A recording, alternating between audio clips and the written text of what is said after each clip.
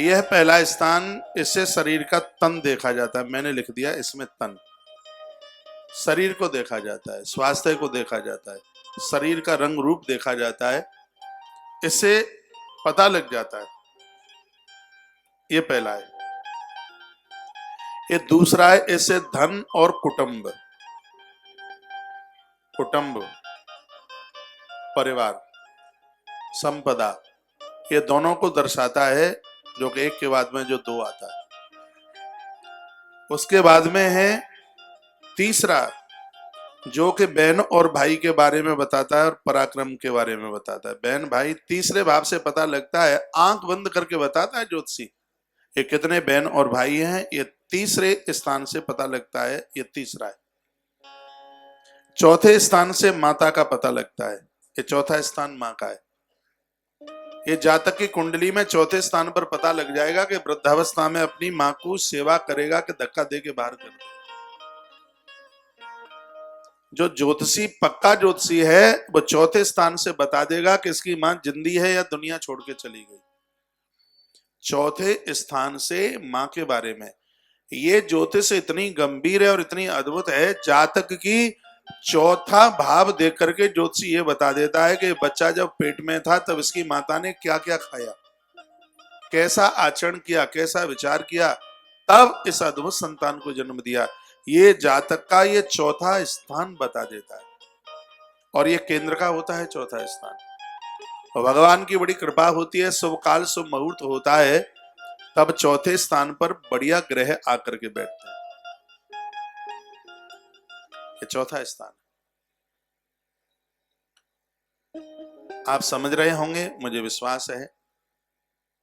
केंद्र का है ये चौथा स्थान, जो मां के बारे में दर्शाता है और यही स्थान बताता है कि इस व्यक्ति की एक मां है या दो माता है। एक पिता की दो शादी हुई है, वो माता भी अपनी मां ही होती है। ये चौथा स्थान बता देता है हमें हमारे जीवन में कितनी माताएं, मुंह बोली मां भी एक मां का ही फर्ज निभाती है। ये चौथे स्थान से पता लग जाता है कि कितनी माताओं की कृपा इस जातक के ऊपर बरसने वाली है। कोई नारी किसी को अपना दत्तक पुत्र मान करके अपना सब कुछ उसे दे देती है, ये चौथा स्थान बता देता है। भगवान श्री कृष्ण का चौथा स्थान बड़ा मजबूत है, इसलिए माता देवकी और माता यशोदा की पूरी कृपा उनके ऊपर रही। तो ये चौथे स्थान का जो ग्रह है, ये चौथा स्थान ये माता का है।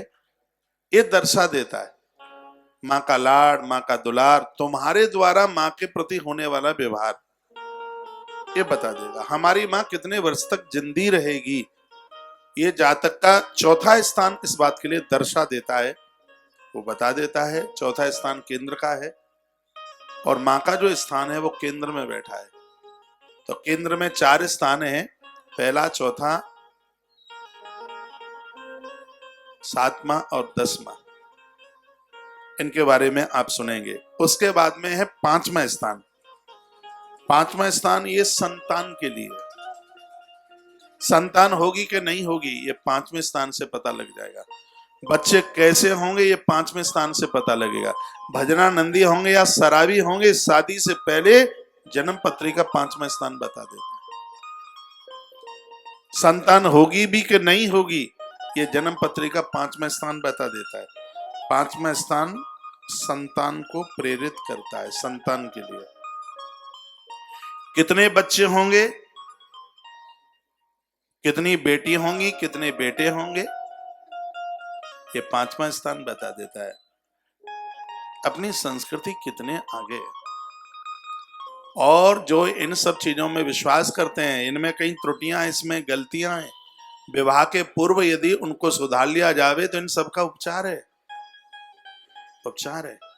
जन्म पत्री बता देती है कि इसको संतान नहीं होगी, लेकिन विवाह से पूर्व यदि वो सब काम कर दिए जाएं तो भृगु जी महाराज कहते हैं कि 100% संतान होगी, उसके दोषों की निवृत्ति कर दी जाती है। जन्म पत्री का पहला स्थान तन भाव बता देता है कि 36 साल में या 42 साल में ये रुग्ण होगा, ये पहला स्थान बताता है। तो जब तक वो 36 साल का हो, भृगु महाराज कहते हैं उससे पहले उपचार कर दिया जावे, जो 36वां वर्ष उसका आरोग्यता में निकलेगा, उसको कोई बीमारी हो ही नहीं सकती।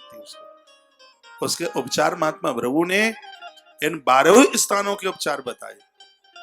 यदि किसी भी स्थान में कोई ग्रह क्रूर दृष्टि डाल करके जम करके बैठ गया है, इस स्थिति से बैठा हुआ है, तो उसके उपचार महात्मा श्री भृगु जी ने कहे कि ये करने पर उसका दोष निवृत्त हो जाएगा।